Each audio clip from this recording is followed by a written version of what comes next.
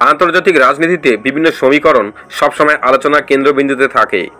আপাত দৃষ্টিতে রাশিয়া ও চীনকে ঘনিষ্ঠ মিত্র মনে হলেও এই বন্ধুত্বের আড়ালে লুকিয়ে রয়েছে গভীর অবিশ্বাস ও সন্দেহের এক জটিল জাল। আজকের ভিডিওতে আমরা সেই গোপন অথচ গুরুত্বপূর্ণ দিকটি তুলে ধরব, যা এই দুই দেশের সম্পর্ককে গভীরভাবে নাড়িয়ে দেয়।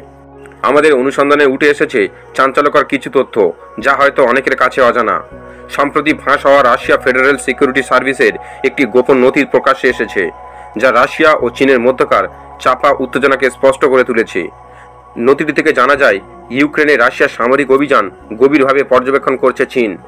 শুধু তাই না, চীন রাশিয়ার অভ্যন্তরীণ তথ্য সংগ্রহের জন্য একটি সুপরিকল্পিত জাল বিস্তার করেছে। চীনের এই গুপ্তচর বৃত্তির কৌশল বেশ ব্যাপক। এফএসবির তথ্য অনুযায়ী চীন রাশিয়ার অবসরপ্রাপ্ত সরকারি কর্মকর্তা, সাংবাদিক, এমনকি সামরিক পাইলট এবং গবেষকদেরকেও তথ্য হাতানোর জন্য ব্যবহার করছে।